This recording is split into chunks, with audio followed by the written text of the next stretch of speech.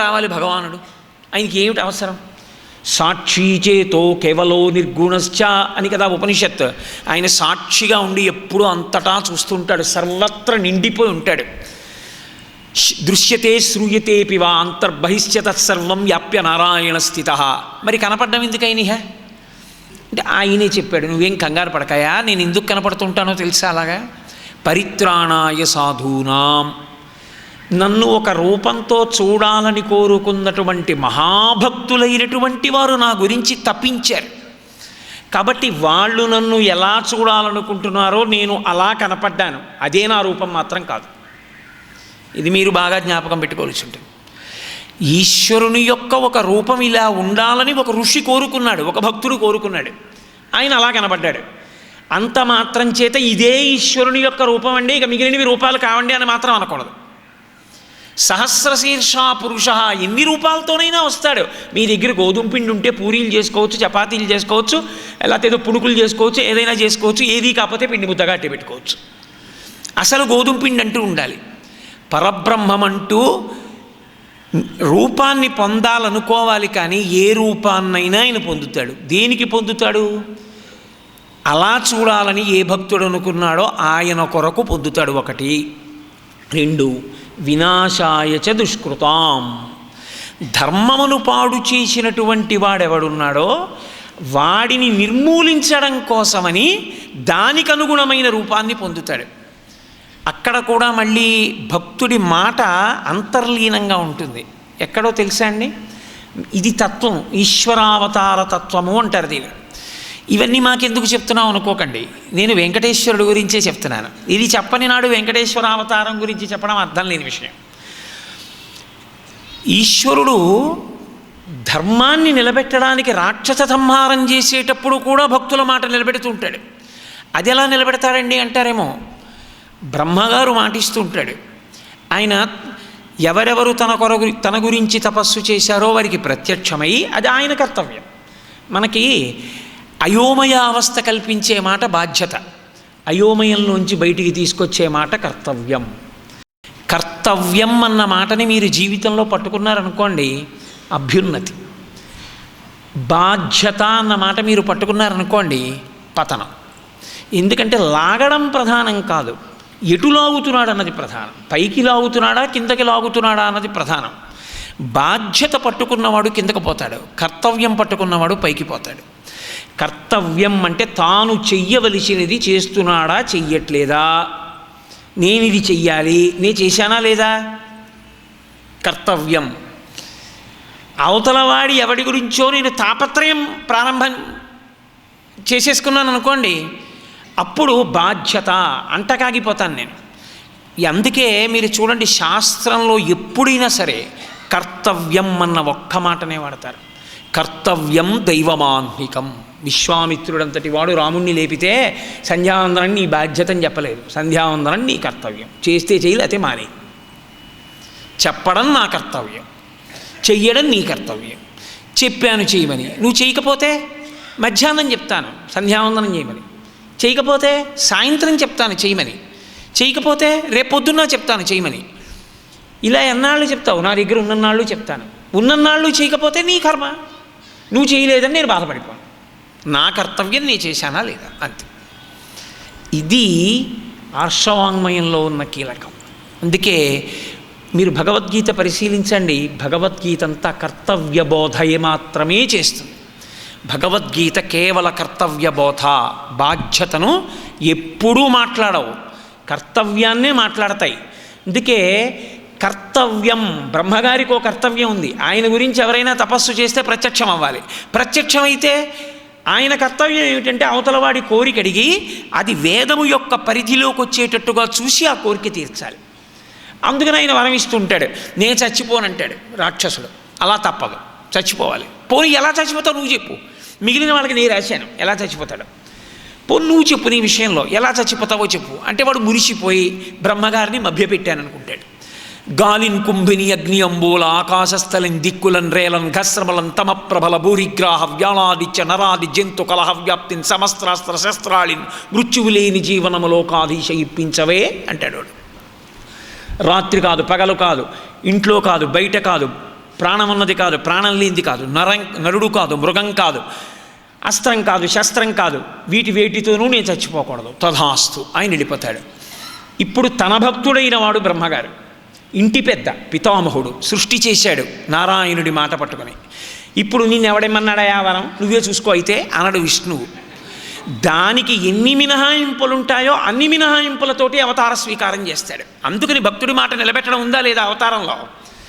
రాక్షస సంహారమును భక్తుడి మాట నుంచి విడదీయడానికి మీకు అవకాశం ఉండదు. అందుకే పరిత్రాణాయ సాధూనాం అని ముందు నన్ను నమ్ముకున్న భక్తుల మాట నిలబెట్టడానికని ఈశ్వరుడు అనడానికి కారణం అదే. పరిత్రాణాయ సాధూనాం వినాశాయ చ దుష్కృతాం. ఇప్పుడు నేను ధర్మానికి అడ్డొచ్చిన వాళ్ళని సంహరించడానికి అవతార స్వీకారం చేస్తాను, చేసి వస్తూ ఉంటాను. అప్పుడు వచ్చినప్పుడు అసలు ఎవ్వరికీ కూడా అర్థం కానటువంటి స్థితి, ఒక్క జ్ఞానులకు తప్ప, అంతటా నిండి నిబిడీకృతమైపోయి ఈ బ్రహ్మాండములు ఎంతవరకు ఉన్నాయో అంతకన్నా 10 అంగుళముల పై వరకు ఈశ్వరుడు ఉన్నాడు అని నేను అన్నాను అనుకోండి, ఏమైనా కనపడతాడా? కానీ కనపడాలని తాపత్రయపడినటువంటి భక్తుడి కొరకు ఈ మాంసనేత్రంతో చూడబడడానికి వీలుగా ఆయన దిగి వచ్చి నిలబడతాడు. నిలబడితే అవతార అంటారు. ఈ అవతారమునందు మీరు ఏ అవతారాన్ని చూడండి, ప్రార్థన అన్నది అందులో ఉంటుంది. ప్రార్థన ఎందుకు అంటే, ఇప్పుడు నేను ఆ ప్రార్థన క్రమాన్నంతటినీ వివరించను, కానీ ఒక్క మాట చెప్తాను. ప్రార్థన దేని కొరకు ప్రతి మనుష్యుడు చేస్తాడు అంటే మిగిలిన ప్రాణులకు లేదు. ప్రార్థన అన్నది ప్రతివాడు తనకి తానుగా చేసుకోవాలి, తన కొరకు వేరొకరు కాదు, తానే చేసుకోవాలి.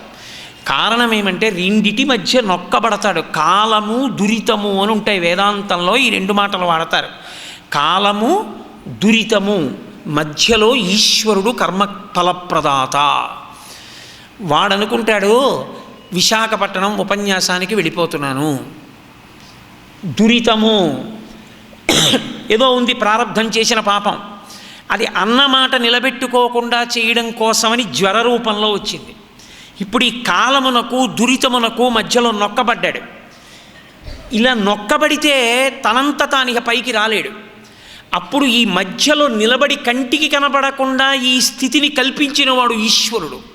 గత జన్మలలో దురితం ఉంది, దాన్ని అనుభవింపచేస్తున్నాను, ఇప్పుడు నీకు అపకీర్తి రూపంలో అది సంప్రాప్తమవుతుంది, మాట నిలబెట్టుకోలేకపోయావని. ఇప్పుడు నువ్వు ఎవరిని ప్రార్థన చేయాలి? నీ అంతటి నీకు తగ్గిపోదు జ్వరం. ఇప్పుడు నువ్వు ఈశ్వరుణ్ణి ప్రార్థన చేయాలి. ఈశ్వరా, ఏదో పొరపాటు చేసి ఉంటాను, ఎవరి మనసో వేడెక్కించుంటాను, ఇవాళ నా ఒళ్ళు వేడెక్కింది, అపకీర్తి కారణమైంది, మాట నిలబెట్టుకోలేకపోయాను ఇన్ని సంవత్సరముల తర్వాత, కాబట్టి ప్రార్థిస్తున్నాను, నా తప్పు మన్నించి ఇప్పుడైనా వెళ్ళేటట్టు నన్ను అనుగ్రహించు అని నేను ఈశ్వరుణ్ణి ప్రార్థించాను అనుకోండి. 7 రోజులు ఉండవలసిన జ్వరం 2 రోజులతో పోయిందనుకోండి.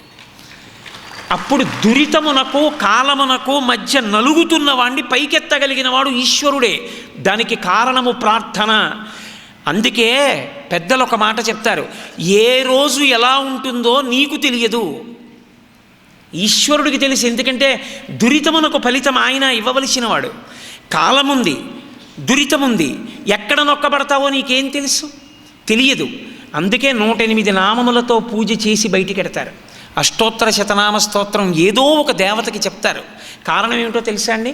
మీరు నొక్కబడ్డం కాదు, మీకు రావక్కర్లేదు జ్వరం. మీ అబ్బాయికి జ్వరం వచ్చింది, చాలా వేడిగా ఉంది ఒళ్ళు, హాస్పిటల్లో జాయిన్ చేశారంటే మీరేమైనా చేయగలరా?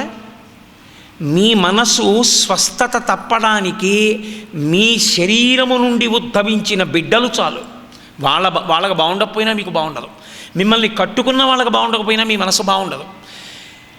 విశాల హృదయం ఉన్నవాడికి ఎవరికి బాగుండకపోయినా తనకి బాగుండదు. అందుకే లోకంలో ఎవరు పుట్టినా 27 నక్షత్రముల యొక్క 4 పాదాల్లో పుట్టాలి. ఒక్కొక్క నక్షత్రానికి 4 పాదాలు.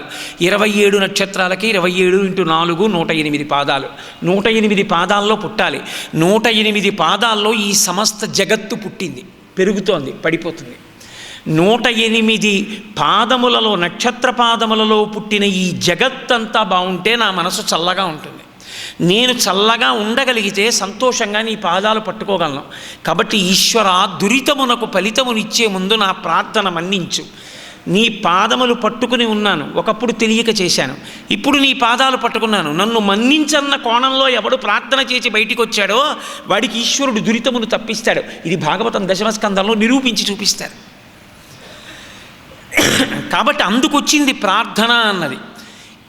వ్యక్తి స్థాయిలో ప్రార్థన ఎలా ఉంటుందో లోకస్థాయిలో ప్రార్థన అలాగే ఉంటుంది. ఎప్పుడెప్పుడు ఉపద్రవం కలుగుతుందో అప్పుడప్పుడు ఈశ్వరుణ్ణి ప్రార్థిస్తారు, నువ్వే రక్షించాలని.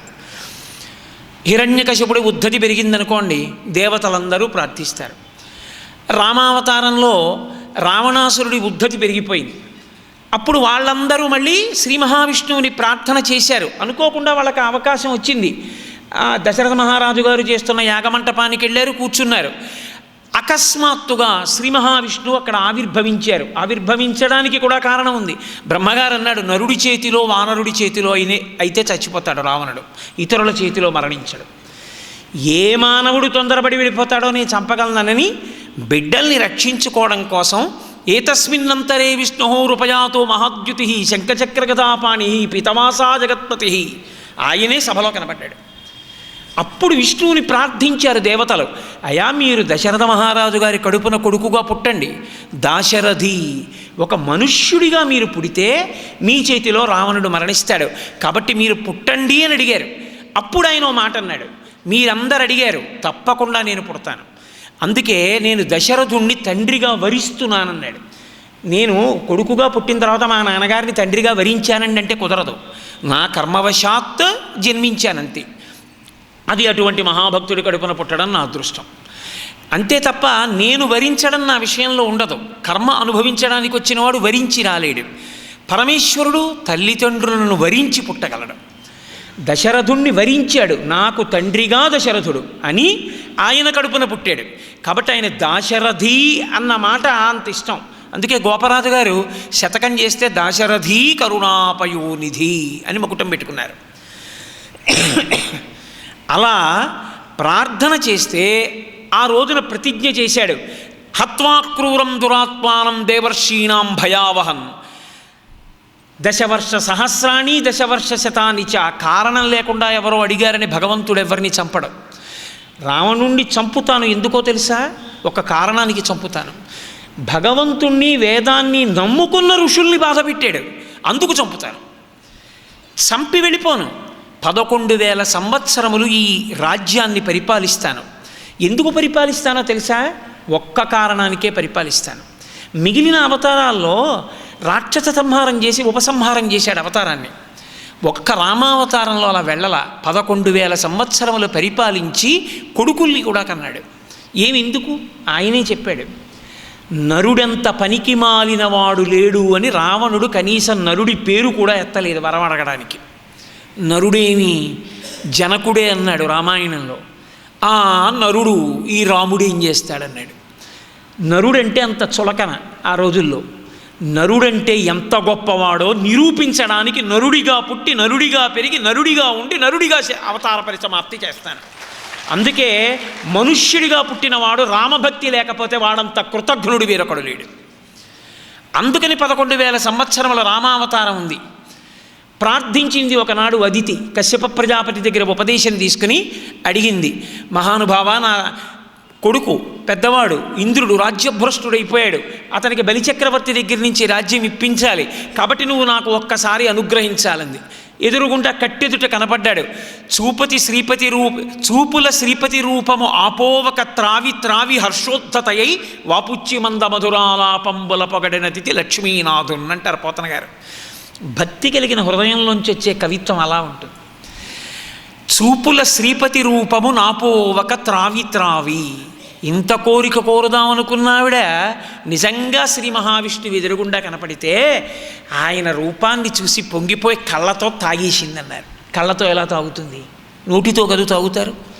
అంటే ఒక్కొక్క ఉత్సవ సమయమునందు మనస్సు ఆనందాన్ని పొందితే ఒక ఇంద్రియం చెయ్యవలసిన పని వేరొక ఇంద్రియం చేస్తుంది.